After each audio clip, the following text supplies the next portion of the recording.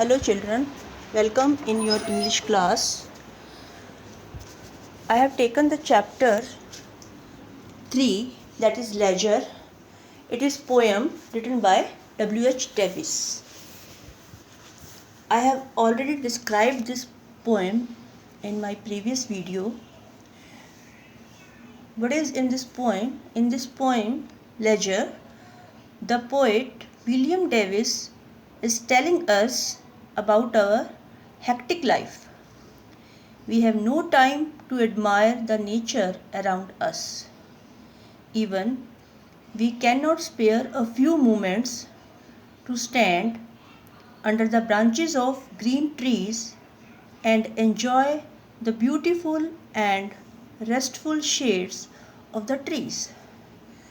तो लेजर, जैसे आपको मैंने अपनी प्रीवियस वीडियो में एक्सप्लेन की थी ये पोइम, जिसमें W.H. डेविस ने बताया है, लेजर का मतलब है हमारे फुर्सत का समय, हमारा फ्री टाइम कि खाली समय वो हम कैसे स्पेंड करते हैं।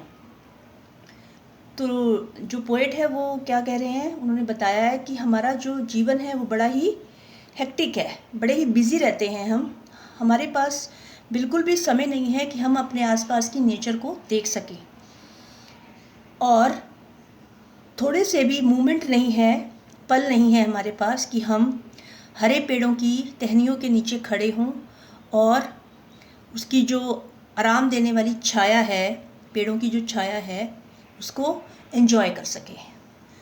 तो here are question answers, I am explaining them. Question number 1, what does the speaker miss because of lack of time? Speaker है समय की कमी के कारण क्या मिस करता है? तो आंसर है the speaker misses to behold the beauty of nature. He has no time to stand and stare beneath the boughs stream full of stars etc. Speaker किस चीज़ को मिस करता है? प्रकृति की सुंदरता को निहार नहीं सकता वो। बीहोल्ड का मतलब होता है निहारना, उसको अच्छे से देखना। तो स्पीकर के पास टाइम नहीं है कि वो नेचर की सुंदरता को निहार सके। उसके पास इस बात के लिए भी समय नहीं है कि वो बाउज होती हैं ब्रांचेस, पेड़ों की टहनियों के नीचे, बीनीथ मतलब नीचे, खड़ा हो जाए और स्टेयर, एक टकटकी लगाए हुए उनकी सुंदरता को देख सके। स्ट्रीम फुल ऑफ स्टार्स, और उसमें क्या क्या उसने बताया है, एग्जाम्पल दिया है कि जैसे जो सितारे हैं, आकाश जो है वो तारों से भरा हुआ है, और जो उसकी रिफ्लेक्शन है वो किस में पड़ती है? पानी अगर नीचे बह रहा है तो उसकी रिफ्लेक्शन उसमें पड़ती है। तो W.H. डेविस ये बता रहे हैं कि हम नेचर की सुंदरता को नहीं देख पा रहे हैं। What do stars in the stream? Line 8 refer to. यहाँ पर स्टार्स इन द स्ट्रीम जो पोएम में मेंशन है लाइन 8 में, वो क्या बताता है? Star in the stream refers the night sky full of stars, मतलब कि जो रात है आसमान में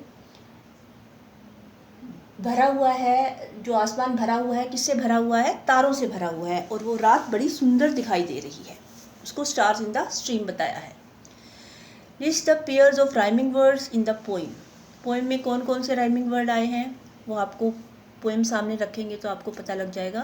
care stare, bows cows, pass grass, delight night, class dance, can began. So students, these are the question answer and this chapter is also completed.